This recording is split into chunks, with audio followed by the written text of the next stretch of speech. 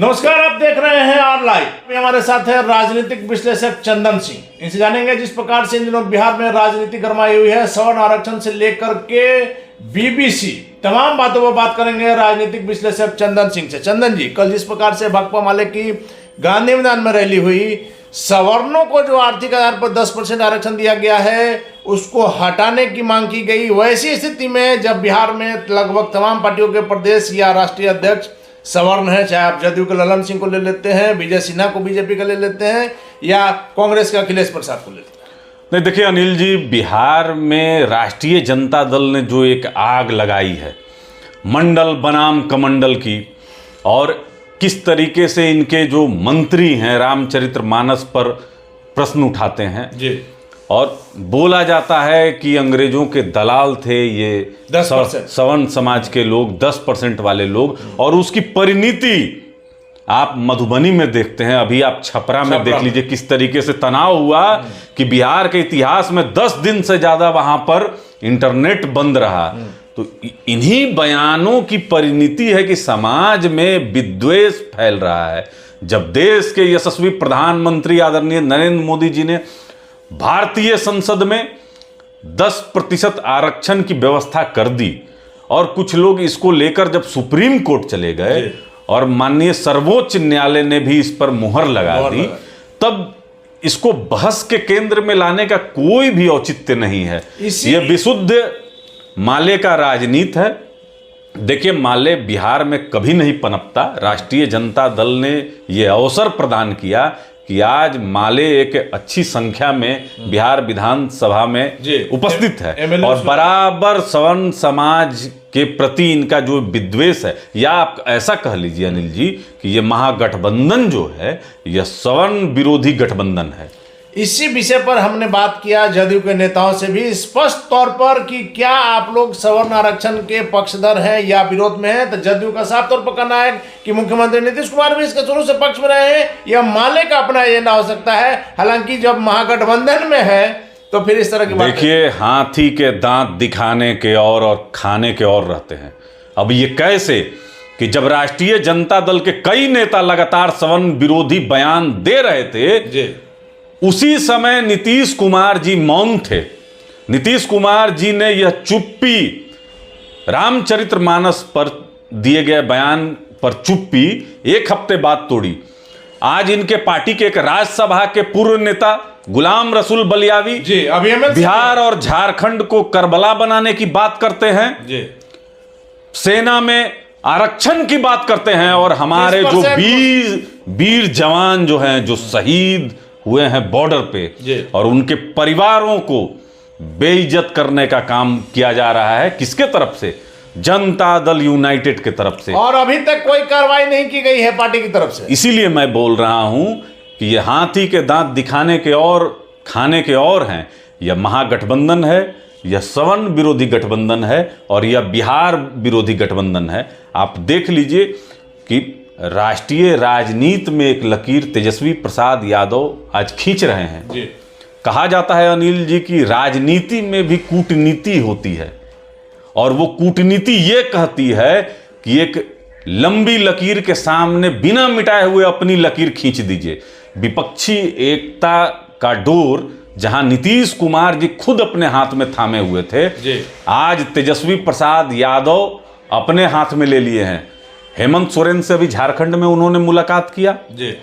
अभी तस्वीर आई कि केजरीवाल जी से भी जाके मुलाकात किया दिल्ली में। किस लिए किया? इसलिए किया कि जब आदरणीय अमित शाह जी का फोन आता है नीतीश कुमार के पास सूचना देने के लिए कि आपके राज्य के राज्यपाल महोदय को हम नया राज्यपाल महोदय को भेज रहे हैं, संदर्भ यही था।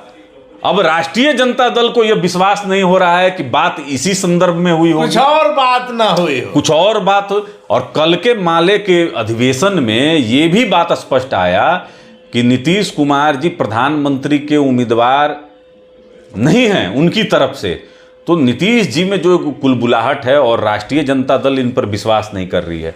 इनकी एक रैली है 25 तारीख को, जो 25 तारीख को पूर्णिया में रैली है सीमांचल में, जहां राष्ट्रीय जनता दल को बहुत भारी चोट 2020 में ओवैसी की पार्टी ने दिया था। बाद में ओवैसी के पार्टी को तोड़ लिया गया, लेकिन ओवैसी के भी पार्टी में अख्तरुल इमाम हैं जो लगातार संघर्ष कर रहे हैं उस इलाके में। तो आप देख लीजिएगा, इनकी रैली में भीड़ नहीं जुटेगी। ये आदरणीय अमित शाह जी का उसी दिन लौरिया में है कार्यकर्ता सम्मेलन है और पटना में, तो एक जवाब देना ये चाहते हैं, लेकिन एकता नहीं है।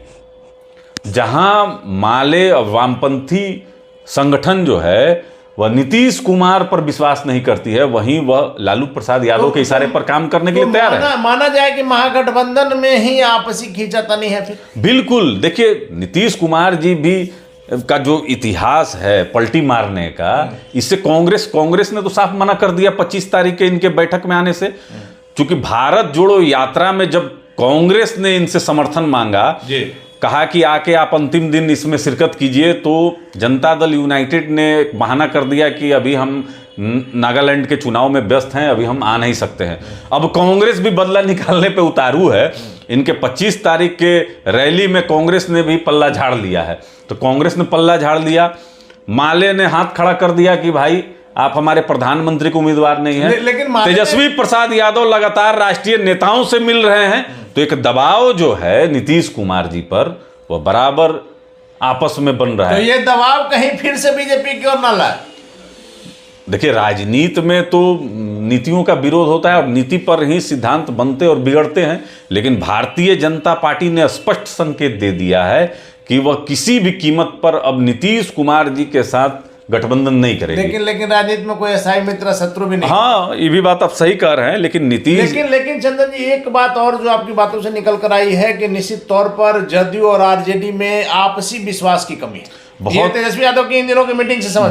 बिल्कुल तेजस्वी प्रसाद यादव लगातार राष्ट्रीय नेताओं से मिल रहे हैं, और चूंकि नीतीश कुमार जी पर भरोसा नहीं है, ये जो एक टेलीफोन कॉल आया, इससे इनका जो आपसी जो एक विचार था, विश्वास था, चरमरा गया है कि न जाने कौन सी बात हुई होगी, कहीं फिर कोई खेला ना हो जाए, चुनाव भी होने वाला है। कुछ भी हो सकता है। लेकिन आप समझ लीजिए कि नीतीश कुमार खुद ना बोलकर अपने एक राज्यसभा के मेंबर से जिस तरीके से देश विरोधी बात को बुलवा रहे हैं, मतलब सेना में हिस्सा मांगने का, ये समझ लीजिए कि कोई स्वीकार नहीं कर सकता है। बिना मुख्यमंत्री के सहमति के जदयू में कुछ नहीं हो सकता है। और अभी तक कोई कार्रवाई अगर नहीं हुई है, इसका मतलब है कि पार्टी का पूरा समर्थन जो है गुलाम रसूल बलियावी के साथ है।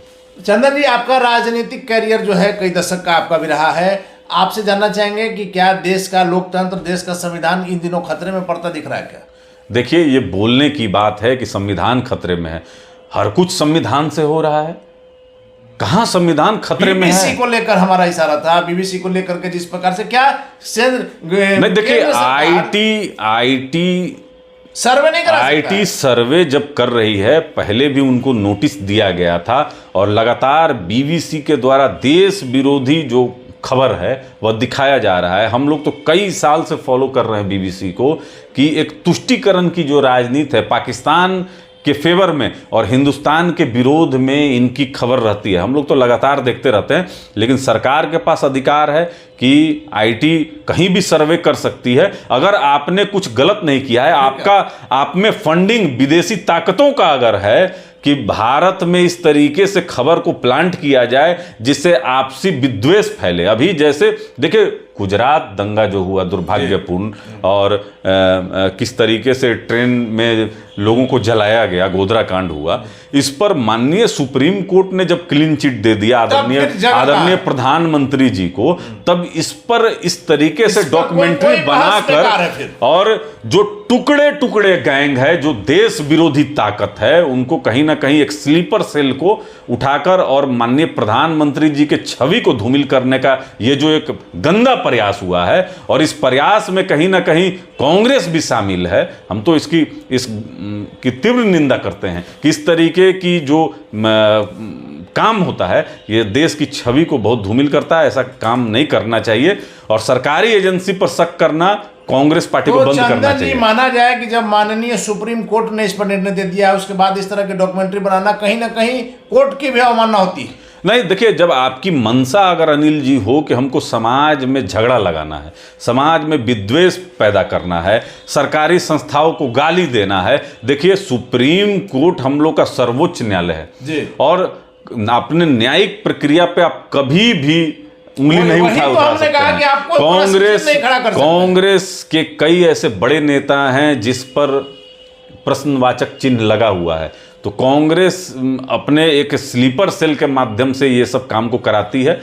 बीबीसी की जांच होने दीजिए, दूध का दूध और पानी का पानी आ जाएगा कि किस वैसे भी ये छापेमारी नहीं है, इनकम टैक्स का सर्वे है, जैसा कि सेंट्रल गवर्नमेंट के द्वारा भी कहा जा रहा है। एक बात और जानना चाहेंगे चंदन सिंह जी कि जहां तक हमारी जानकारी है, इंदिरा गांधी के समय में भी बीबीसी पर बैन लगाया गया। नहीं, बिल्कुल समय पर देखिए ये सब कार्रवाई होती है और सरकारी संस्थाएं हैं। आप नहीं बता सकते हैं, जब सुप्रीम कोर्ट ने ही जब उंगली उठा दिया था कि भाई सीबीआई को आप पपेट मत बनाइए, तो सर एक तरफ तो आप उंगली भी उठाते हैं कि अनावश्यक कार्रवाई हो रहा है, एक तरफ कार्रवाई होता है तो आप क्रेडिट भी लेना चाहते हैं। तो सरकारी संस्थाओं पे उंगली उठाना बंद करना चाहिए। आप देखिए कि एंड ऑफ गोल क्या होता है।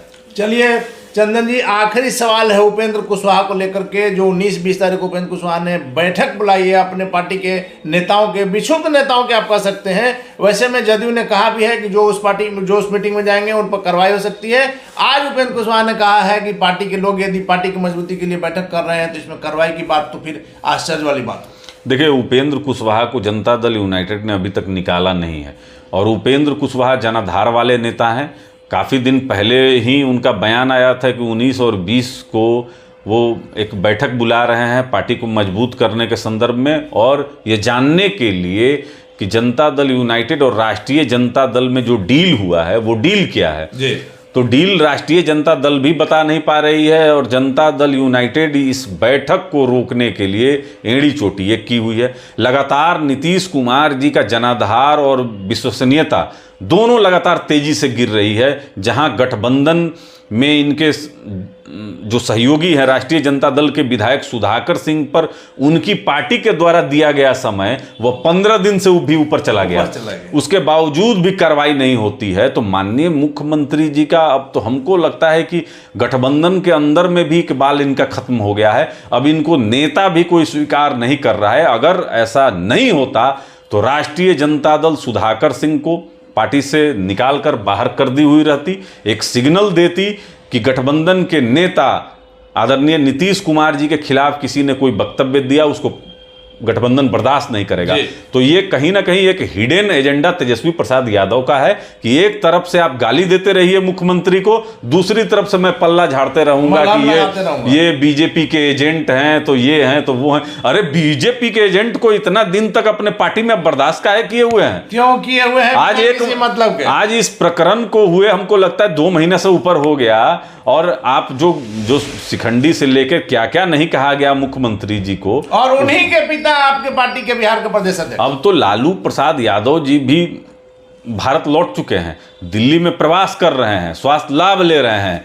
वहां से तो एक इशारा ही काफी था पार्टी से बाहर करने के लिए। तो देखिए, नूरा कुश्ती का खेल है। एक तरफ सवर्ण समाज को गाली दो, दूसरी तरफ देश को गाली दो, देश की सेना को गाली दो, और उसके बाद एक जो तबका है नीतीश कुमार, ये तो कहेंगे नहीं हम तो सबका विकास की बात करते हैं। अभ्यर्थियों को पीटते हैं, किसानों को पीटते हैं, कहीं कोई विकास नहीं है। अपराध की गोद में बिहार को बैठा दिए हैं।